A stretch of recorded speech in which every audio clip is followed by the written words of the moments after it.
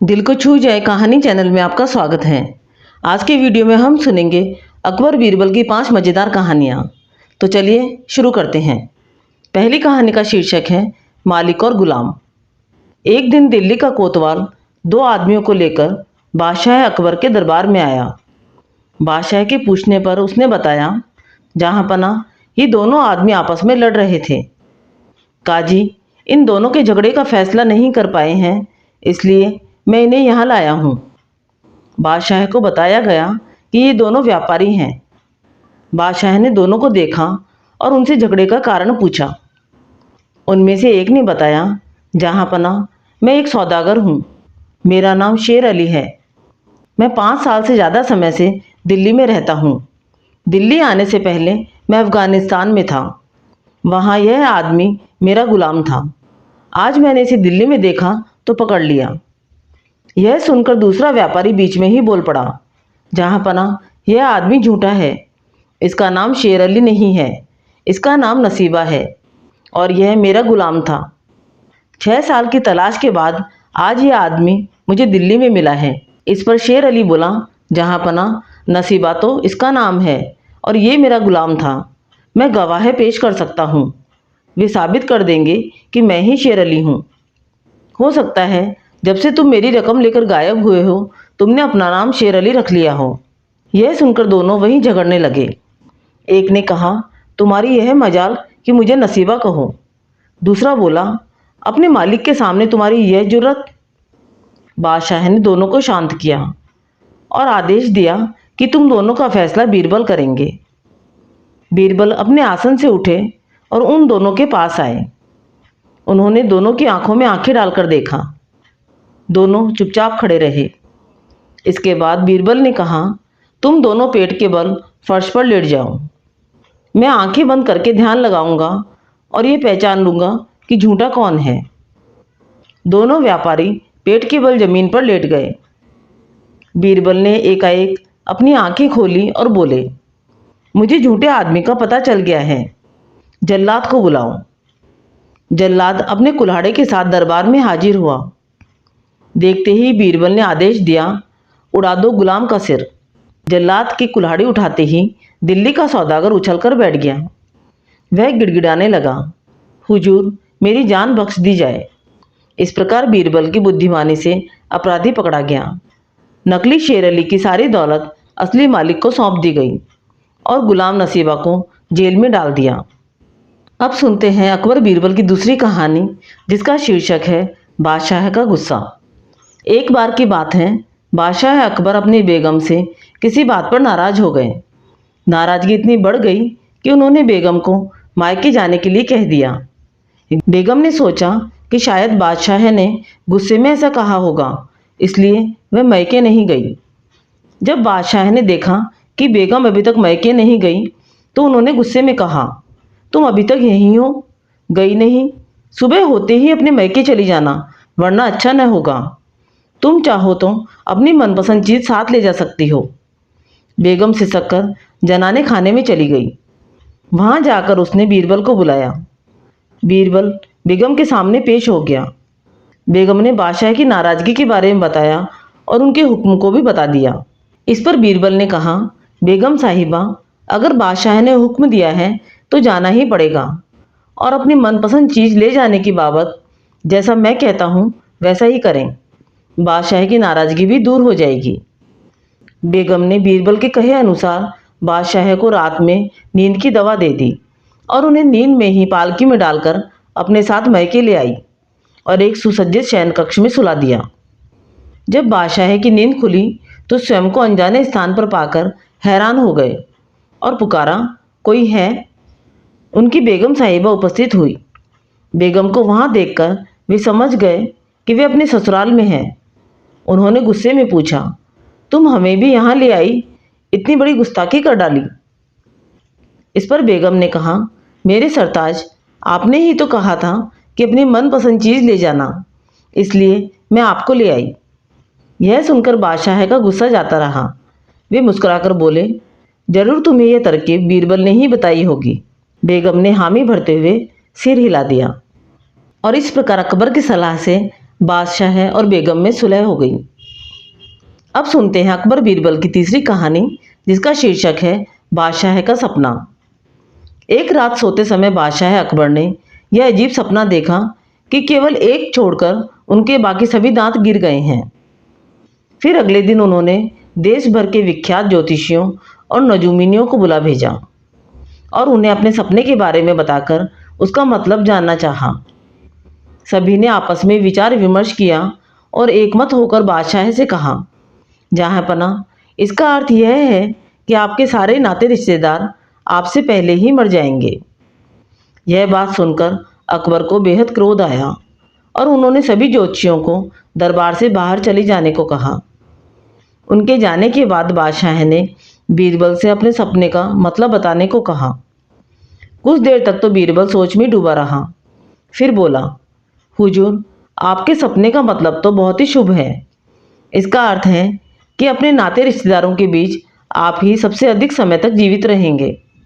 बीरबल की बात सुनकर बादशाह बेहद प्रसन्न हुए। बीरबल ने भी वही कहा था जो ज्योतिषियों ने कहा, लेकिन उनके कहने में अंतर था। बादशाह ने बीरबल को इनाम देकर विदा किया। इस तरह एक बार फिर से बीरबल ने अपनी चतुराई का परिचय दिया। अब सुनते हैं चौथी कहानी, जिसका शीर्षक है बादशाह की पहेली। बादशाह अकबर को पहेली सुनाने और सुनने का काफ़ी शौक था। कहने का मतलब यह है कि वे पक्के पहेलीबाज थे। वे दूसरों से पहेली सुनते और समय समय पर अपनी पहेली भी लोगों को सुनाया करते थे। एक दिन अकबर ने बीरबल को एक नई पहेली सुनाई। ऊपर ढक्कन नीचे ढक्कन, मध्य मध्य खरबूजा, मऊ छुरी से काटे आपही, अर्थ तासु नहीं दूजा। बीरबल ने ऐसी पहेली कभी नहीं सुनी थी, इसलिए वह चकरा गया। उस पहेली का अर्थ उसकी समझ में नहीं आ रहा था। अतः प्रार्थना करते हुए वह बादशाह से बोला, जहाँ पना, अगर मुझे कुछ दिनों की मोहलत दी जाए तो मैं इसका अर्थ अच्छी तरह से समझकर आपको बता सकूंगा। बादशाह ने उसका प्रस्ताव मंजूर कर लिया। बीरबल अर्थ समझने के लिए वहाँ से चल पड़ा। वह एक गांव में पहुंचा। एक तो गर्मी के दिन, दूसरे रास्ते की थकान से परेशान वह विवश होकर वह एक घर में घुस गया। घर के भीतर एक लड़की भोजन बना रही थी। बीरबल बोला, बेटी क्या कर रही हो? लड़की ने उत्तर दिया, आप देख नहीं रहे, मैं बेटी को पकाती और माँ को जलाती हूँ। अच्छा, दो का हाल तो तुमने बता दिया, तीसरा तेरा बापू क्या कर रहा है और कहाँ है? बीरबल ने लड़की से पूछा। वह मिट्टी में मिट्टी मिला रहे हैं, लड़की ने जवाब दिया। इस जवाब को सुनकर बीरबल ने फिर पूछा, तेरी माँ क्या कर रही है? लड़की बोली, एक को दो कर रही है। बीरबल को लड़की से ऐसी आशा नहीं थी, परंतु वह ऐसी पंडित निकली कि उसके उत्तर से वह एकदम आश्चर्यचकित रह गया। इसी बीच उसके माता पिता भी आ पहुँचे। बीरबल ने उनसे सारा समाचार कह सुनाया। लड़की का पिता बोला, मेरी लड़की ने आपको ठीक उत्तर दिया है। अरहर की दाल अरहर की सूखी लकड़ी से पक रही है, इसलिए इसने कहा कि बेटी को पकाती और माँ को जलाती हूँ। और मैं अपनी बिरादरी का एक मुर्दा जलाने गया था, इसलिए इसने कहा कि मेरे पिता मिट्टी में मिट्टी मिला रहे हैं। और मेरी पत्नी पड़ोस में मसूर की दाल दल रही थी, इसलिए इसने कहा कि माँ एक की दो कर रही हैं। बीरबल लड़की की पहेली भरी बातों से बड़ा खुश हुआ। उसने सोचा, शायद यहाँ बादशाह की पहेली का भेद खुल जाए, इसलिए लड़की के पिता से बादशाह की पहेली का अर्थ पूछा। लड़की के पिता ने कहा, ये पहेली तो बड़ी ही सरल है, इसका अर्थ मैं आपको बतलाता हूँ। धरती और आकाश दो ढक्कन हैं, उनके अंदर निवास करने वाला मनुष्य खरबूजा है। वह उसी प्रकार मृत्यु आने पर मर जाता है जैसे गर्मी से मोम पिघल जाती है। उस किसान का जवाब सुनकर बीरबल उसकी बुद्धिमानी देखकर बड़ा प्रसन्न हुआ और उसे पुरस्कार देकर दिल्ली के लिए प्रस्थान किया। वहां पहुंचकर बीरबल ने सभी के सामने बादशाह की पहेली का अर्थ बताया। बादशाह ने प्रसन्न होकर बीरबल को ढेर सारे इनाम दिए। अब सुनते हैं पांचवी कहानी, जिसका शीर्षक है बीरबल की पैनी दृष्टि। बीरबल बहुत नेकदिन इंसान थे। वह सदैव दान करते रहते थे और इतना ही नहीं, बादशाह से मिलने वाले इनाम को भी ज़्यादातर गरीबों और दीन दुखियों में बांट देते थे। परंतु इसके बावजूद भी उनके पास धन की कोई कमी न थी। दान देने के साथ साथ बीरबल इस बात से भी चौकन्ने रहते थे कि कपटी व्यक्ति उन्हें अपनी दीनता दिखाकर ठग न ले। ऐसे ही अकबर बादशाह ने दरबारियों के साथ मिलकर एक योजना बनाई कि देखें सच्चे दीन दुखियों की पहचान बीरबल को हो पाती है या नहीं। बादशाह ने अपने एक सैनिक को वेश बदलवाकर दीनहीन अवस्था में बीरबल के पास भेजा कि अगर वह आर्थिक सहायता के रूप में बीरबल से कुछ ले आएगा तो अकबर की ओर से उसे इनाम मिलेगा। एक दिन जब बीरबल पूजा पाठ करके मंदिर से आ रहे थे तो भेष बदले हुए सैनिक ने बीरबल के सामने आकर कहा, हुजूर दीवान, मैं और मेरे 8 छोटे बच्चे हैं जो 8 दिनों से भूखे हैं। भगवान का कहना है कि भूखों को खाना खिलाना बहुत पुण्य का काम है। मुझे आशा है कि आप मुझे कुछ दान देकर अवश्य ही पुण्य कमाएंगे। बीरबल ने उस आदमी को सिर से पांव तक देखा और एक ही क्षण में पहचान लिया कि वह ऐसा नहीं है जैसा वह दिखावा कर रहा है। बीरबल मन ही मन मुस्कुराए और बिना कुछ बोले ही उस रास्ते पर चल पड़े जहाँ से होकर एक नदी पार करनी पड़ती थी। वह व्यक्ति भी बीरबल के पीछे पीछे चलता रहा। बीरबल ने नदी पार करने के लिए जूती उतारकर हाथ में ले ली। उस व्यक्ति ने भी अपने पैर की फटी पुरानी जूती हाथ में लेने का प्रयास किया। बीरबल नदी पार कर कंकरीला मार्ग आते ही 2-4 कदम चलने के बाद जूती पहन लेता है। बीरबल ने देखा कि नदी पार करने के बाद कंकरीला मार्ग आते ही 2-4 कदम चलने के बाद ही वह आदमी जूती पहन लेता है। बीरबल ने इस बात पर भी गौर किया कि नदी पार करते समय उस आदमी के पैर धुलने के कारण वह व्यक्ति और भी साफ सुथरा, चिकना, मुलायम और गोरी चमड़ी का दिखने लगा था। इसलिए वह मुलायम पैरों से कंकरीले मार्ग पर नहीं चल सकता था। दीवान जी, दीनहीन की पुकार आपने सुनी नहीं, पीछे आ रहे व्यक्ति ने कहा। बीरबल बोले, जो मुझे पापी बनाए मैं उसकी पुकार कैसे सुन सकता हूँ? क्या कहा? क्या आप मेरी सहायता करके पापी बन जाएंगे? हाँ, वह इसलिए कि शास्त्रों में लिखा है कि बच्चे का जन्म होने से पहले ही भगवान उसके भोजन का प्रबंध करते हुए उसकी माँ के स्तनों में दूध दे देता है, उसके लिए भोजन की व्यवस्था भी कर देता है। और यह भी कहा जाता है कि भगवान इंसान को भूखा उठाता है पर भूखा सुलाता नहीं है। इन सब बातों के बाद भी तुम अपने आप को 8 दिन से भूखा कह रहे हो। इन सब स्थितियों को देखते हुए यही समझना चाहिए कि भगवान तुमसे रुष्ट है और वह तुम्हें और तुम्हारे परिवार को भूखा रखना चाहते हैं। लेकिन मैं उनका सेवक हूँ। अगर मैं तुम्हारा पेट भर दूंगा तो ईश्वर मुझ पर रुष्ट हो जाएंगे। मैं ईश्वर के विरुद्ध नहीं जा सकता। ना बाबा ना, मैं तुम्हें भोजन नहीं करा सकता, क्योंकि यह सब कोई पापी ही कर सकता है। बीरबल का यह जवाब सुनकर वह चला गया। उसने इस बात की बादशाह और दरबारियों को सूचना दी।